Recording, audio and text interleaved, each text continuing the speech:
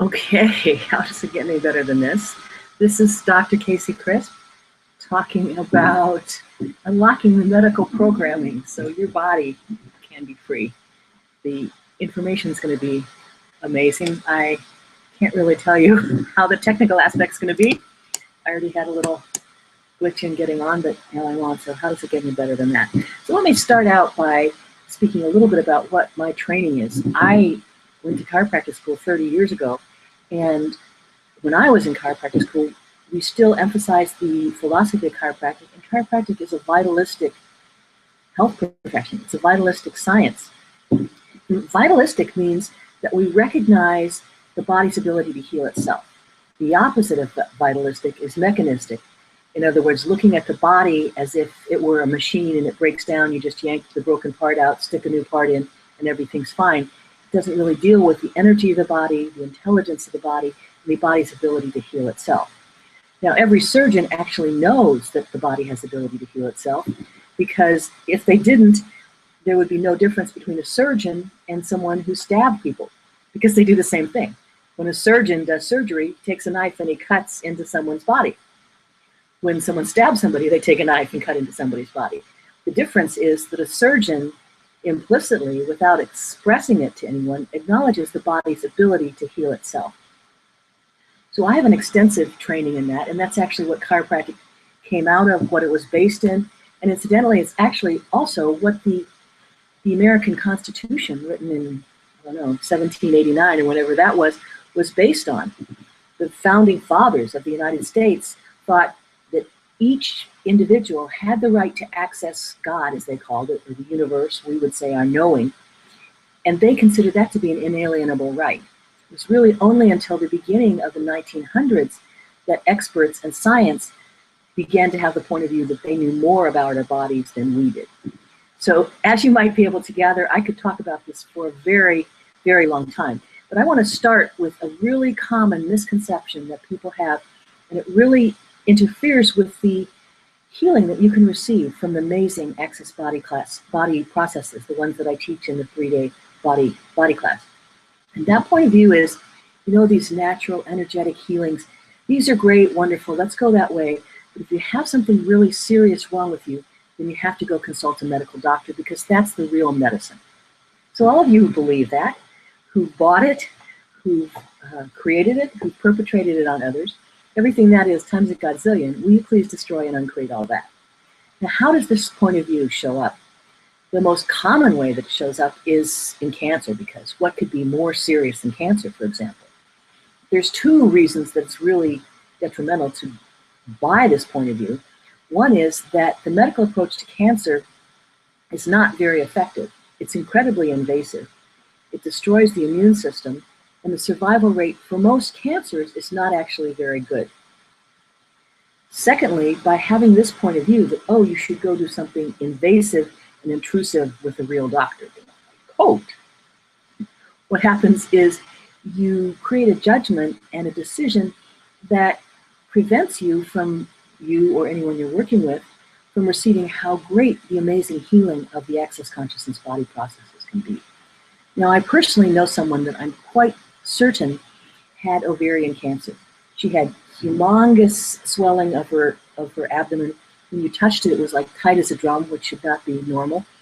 Even for people who have six packs, it shouldn't be like a drum when you touch the abdomen. And she actually was someone doing Access, and she did a lot of body processes. Her husband did a lot of body processes on her. Eventually, she actually required surgery to have the original ovarian tumor removed. But they also found something like 35 subsidiary tumors, and they sent those to Stanford University to be analyzed, to the people in the white coats and the scientists.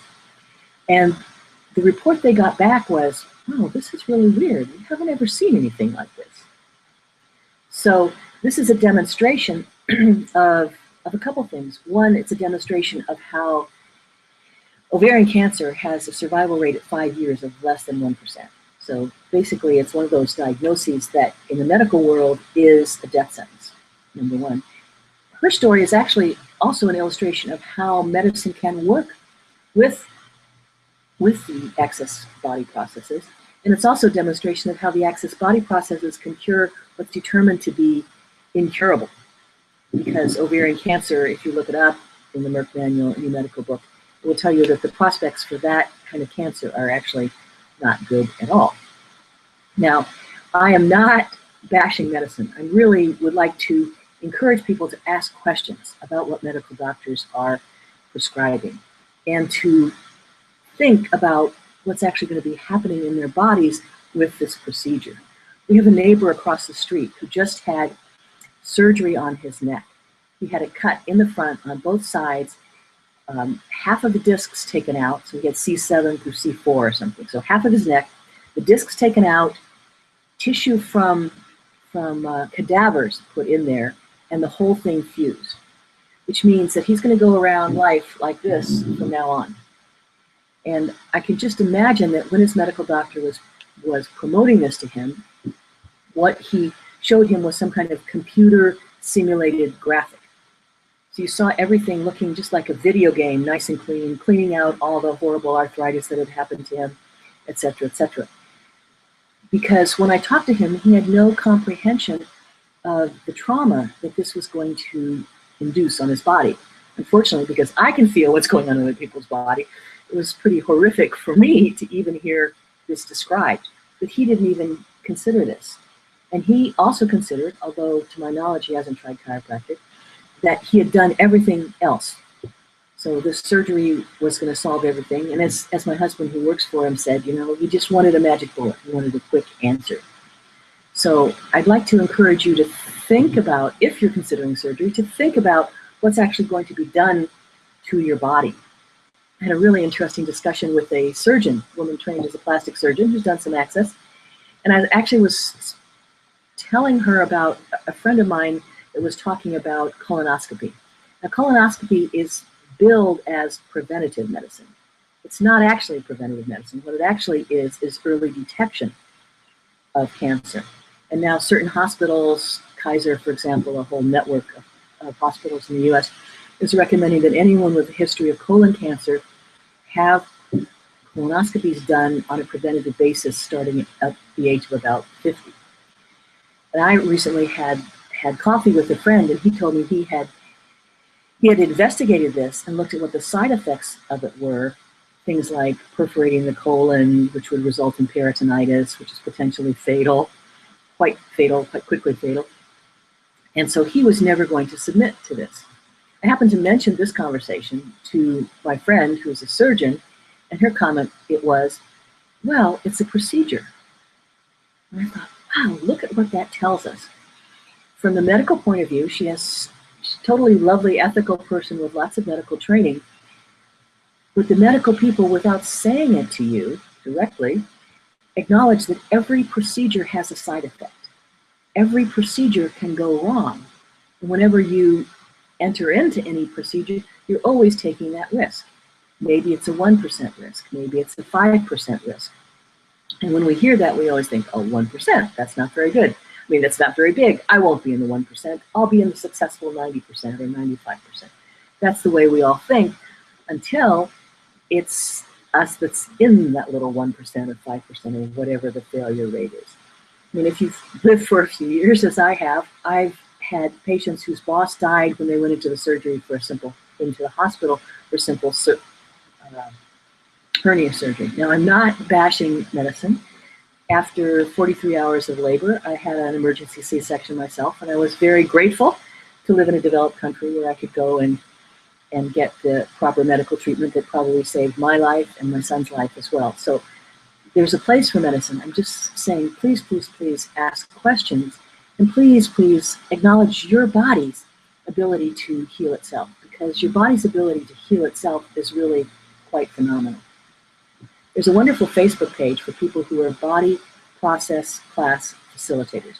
In other words, they've done one of the 3-day body classes like I teach, and after that they can go and they can teach evening or half-day classes on these individual body processes. Every single day, people in that group share amazing miracles that have occurred with these body processes. I mentioned personally that I know someone who's surviving 10 years after having ovarian cancer. There have been people who've cured bladder cancer, they've cured leukemia, bone cancer, blood cancer, all kinds of forms of cancer have been cured with the access consciousness body processes.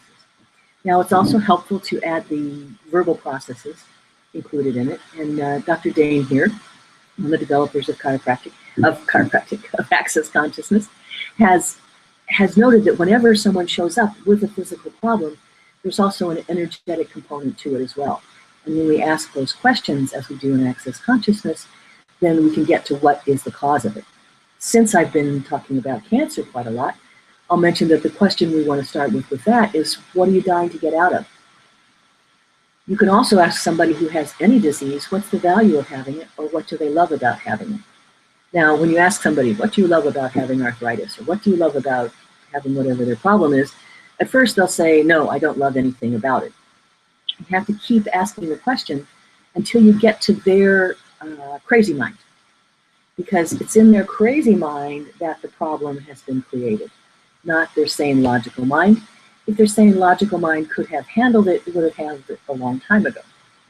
So you have to keep asking the question until they get to their crazy mind answer, like, oh, by having breast cancer, I get out of having sex with my husband, or if I have multiple sclerosis, I don't have to work.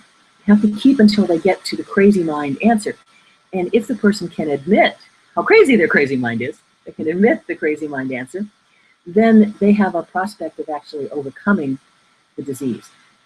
Gary doesn't really like to talk about cancer in some ways that much because he only has about a 50% cure rate with cancer. And the reason being that most people who have cancer actually want to die. I'm going to do a test here. Oh, let there be light. More light on my face. How's it getting better than that? Okay. So whenever someone has any desirable condition at all, it's great if you ask the question, what do you love about it, or what's the value of it? But of course, immediately they'll say no. You have to keep asking the question, what's the value of it to them? What do they love about it? What's the reason for them to create it? Because it's based on the major premise of access, which is that everything that shows up in your life is something that you created. And if you created it, then of course you can uncreate it. So if you can get to where you recognize that you are the creator of the problem, then you have a much better chance, or the person you're working with has a much better chance of undoing the problem. So, let's see. I talked about how access is actually vitalistic. It recognizes the healing, the body's ability to heal itself, which is really and truly phenomenal. There really is pretty much almost no physical condition we've been asked about that access doesn't have some handling for. Alzheimer's is one exception to that. But the thing is about Alzheimer's is that those people have decided they don't want to be here anyway. And so if someone's decided that they don't want to be here, who are we to say, oh, you should be here, you can't leave? It's their decision, it's their choice. And access is about acknowledging the choices of everybody. So that's getting better than that. So how would this religious belief in the healing powers of doctors and the healing power of science, how would that be limiting to your body? Well, if you think that the answer comes from someone else, can you actually acknowledge your own body's ability to heal? So every place you've decided that there's an expert in a white coat or not, somebody with a degree, somebody who's studied, who knows more about your body than you do, all those decisions, judgments, commitments, and conclusions, will you please rescind, revoke, recant, renounce, denounce, destroy, and uncreate all that?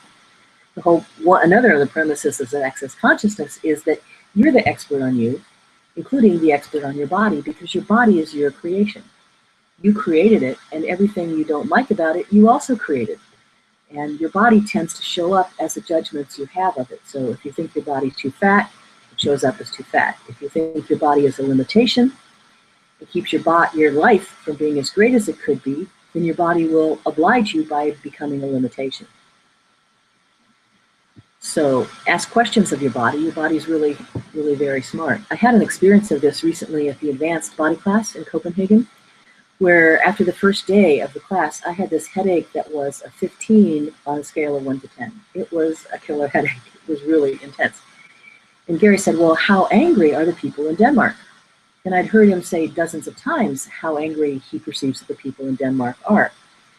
But I personally didn't perceive that anger. Yes, I saw them madly rushing by and ringing their bells and asking people to, expecting people to get out of the way from the bike paths. I saw that, but I didn't perceive that or equate that as anger. However, my body apparently has the capacity to take anger out of other people. So my body was having an awareness of the anger and dutifully taking all the anger out of everyone in Copenhagen I encountered, maybe some of the ones I didn't encounter as well, and it showed up as a headache, which is one of the things that happens with bodies. Our bodies have the capacity to give us all kinds of awareness. In my case, for example, it was awareness of anger of others. And we also, like I apparently, have the ability to take anger out of other people. Well, we can say, well, that's not really fun. I don't really wish to have that capacity. Thank you very much. Send it back. Well, this is not one of the things that you can return to sender. The thing about having the capacity to be aware of or remove something from other people's bodies or beings is that it's a capacity. It's a talent you have. You can't destroy a talent. Your choices are to acknowledge the talent. And one way to acknowledge that is, wow, cool capacity. How can I use that to make money? You can deny the capacity and talent, but if you deny it, what will occur is it will beat up your body. So that's exactly what was happening for me. I wasn't aware that these people were angry, so I couldn't be aware that my body was taking that anger out of them. I didn't know I had the capacity until Gary started asking me the questions. So now that I'm aware, oh, I have this capacity. Oh, this funny pain right here on the side of my head. That's my body saying, hey, watch out. There's really an angry person over there. Now, of course, I have choice what I do with the awareness. We tend to think, oh, if we're aware of something, we have to do something about it. Not true.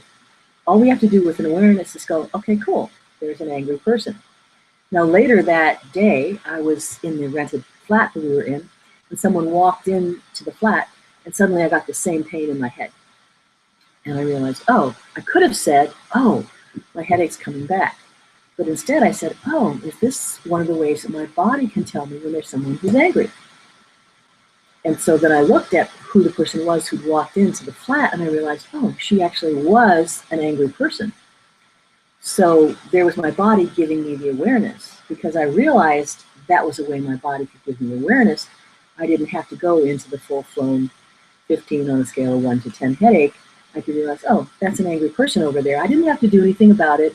I didn't have to make her happy, not angry, anything like that. All I had to do was like, oh, cool, okay, thanks, body, for the awareness. So how many awarenesses have you been having of what's going on in other people's beings, their emotions, and their bodies that you haven't been acknowledging? Everything that is times a godzillion, we destroy and uncreate it all. One good and bad, all nine, hot puck shorts, boys and blondes. And how much awareness of what's going on in other people's bodies and beings do you have that you've been taking out of them and that you think you have to fix, ameliorate, heal, relieve, etc., etc., etc. Everything that is times a godzillion, will you please destroy and uncreate it all? Wrong, good and bad, all nine, hot puck shorts, boys and blondes. I'm looking at the timer and I'm going, well, I've got a really big aspect of all of how we interact with medicine right now, and it's kind of a bombshell, and I don't know how long it'll take to explain it, but what the hell, I'm going to go for it. So one of the things about medicine is the whole thing, the whole premise of it, the whole contract between the patient and the doctor, everybody's expectation, the whole evidence-based medicine is all based on cause and effect. Well, cause and effect is actually a lie. It's a myth of this reality. What if the universe is actually much more random than we thought? We can't actually create our own reality, including our own reality with our bodies, until we step out of this reality. And to step out of this reality, we need to step outside of causal reality. We need to recognize that cause and effect is a lie. So what does cause and effect have to do with someone going to the doctor? That's the whole contract. Doctor, I have this pain, I have this symptom, I have this weird thing on my body. I want you to tell me what it is, the diagnosis, what's causing it, and actually I don't even care what's causing it, but please take it away. But in order for a doctor to take it away, they have to have some awareness of what's causing it. So the whole thing is based on cause and effect. I once lost a patient when I was really new doing access.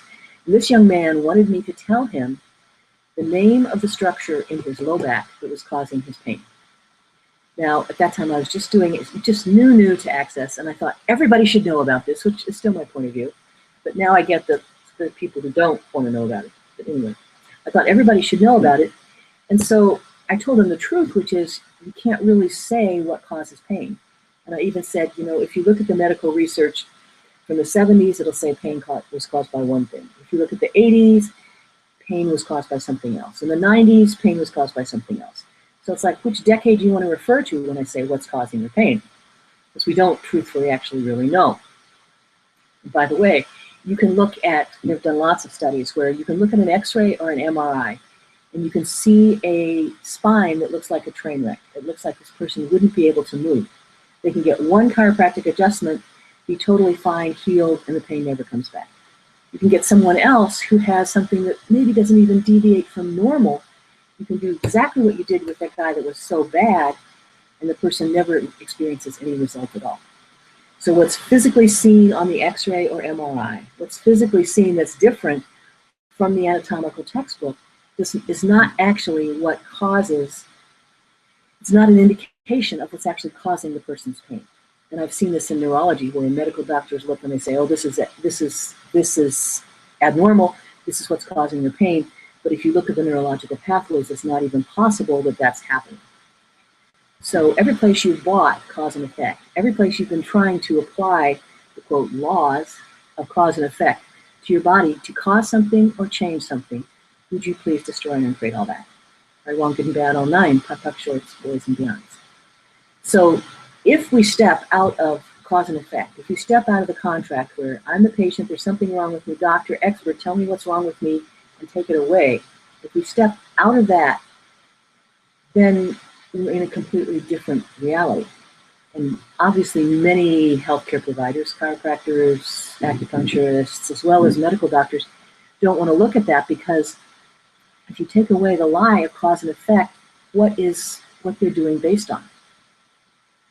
Their whole training was looking at what's causing this and how do you get rid of it. So just something to ponder for you. Now, I wish I knew how to see if people were asking questions. I'm going to look at my other screen and see if it tells me anything about that. People said that they're watching. I hope they're watching. Anyway, so let me summarize. First of all, ask your body questions. Your body is much, much smarter than you ever gave it credit for. Your body's smarter than you are, probably. It's like my body was smarter. My body was smarter than my being when it came to recognizing the anger that was about afoot on bicycles in Copenhagen. So please, please, please ask questions. Please don't make anyone more of an expert on your body. Now, if you have something going on with your body, it's fine to consult a second opinion and find out what's going on. Doctors can be useful for their diagnoses. But once you get a diagnosis, ask questions. Is what the medical doctor is recommending, is that actually the best way to handle the problem? Or is there something that's less invasive, that's kinder to your body, which would actually be better and easier way to handle it? If you have the point of view, oh, if it's something serious, then I have to go to a medical doctor, then you're going to be locked into their point of view. I had a friend who was in an alternative women's healing group with me. She was diagnosed with ovarian cancer. And she'd actually had her bars run, she'd heard Gary speak. So I asked her, this was an alternative women's healing group, would she like a tool from Access that could help her with this? I actually knew she was already going to die, but I figured, oh, she's going to die anyway, so I'll ask her a question, see if I can change something. She said yes. And what I said to her was, what if everything your doctor says is just an interesting point of view? She never spoke to me after that. That was more information than she could handle. Even though she was in an alternative women's healing group with me, her point of view on getting a second opinion was to go to Kaiser and see a second doctor. They're all coming from that same point of view, that same reality of medical way of looking at your body. And the medical way of looking at your body it can be extremely limiting. I have experienced this several times with a relative of mine who's in the medical field. And when his father was still alive, his father went to the Amazon and picked up some tropical disease, which his father was treating with acupuncture. And this relative of ours thought this was the most ridiculous thing he'd ever heard, because if you had this tropical disease, you were supposed to treat it with medicine. Recently, the same person came to visit us, and we both flown in from Europe, and we were discussing jet lag, and the medical person said, jet lag, melatonin. That was the medical answer to jet lag, was melatonin. And I said, well, that doesn't really work for me. I've tried a couple kinds of melatonin, and both times it gave me a headache. So I was willing to listen to my body. The next day, we were having this conversation again. Jet lag came up as a topic of conversation. And jet lag, melatonin, that was the answer. See, he had this decision and judgment that melatonin was the answer for jet lag, and there was no possibility of any other possibility coming up. So if you're consulting somebody like that, they can't consider anything outside of what they've already decided is the answer. And it's kind of inherent in the whole medical system. People go to medical doctors looking for an answer, and medical people think it's their job to provide an answer to people, which precludes any kind of question. It precludes anything alternative. It precludes anything outside of the medical box, everything that they've decided is correct. And is that really kind to your body? What if there's wonderful ways of approaching your body, like 50-some access consciousness body processes that we teach in the 3-day body class? What if that was available and could do more for our body than we ever imagined possible? Would that be something that someone in a white coat can acknowledge? Sometimes the closest they get is, well, we don't know what you're doing, but keep doing it. They can actually see that something changes, but they can't fit it any place into their universe. So it's up to you. You're the boss of your body, or you're the expert on your body. So please ask questions of your body and be willing to acknowledge the amazing healing capacity that your body has. And come to a 3-day body class, and then you can join the Facebook group of body process facilitators and hear about all these miracles all the time. So I'd love to see you there. I'd love to see you at a 3-day body class anywhere in the world. If there's not one near you, invite me over. I'd love to come. And thank you for joining us on my first solo Google Hangout, and apologies for all the wonderful technical glitches. Thanks for joining me.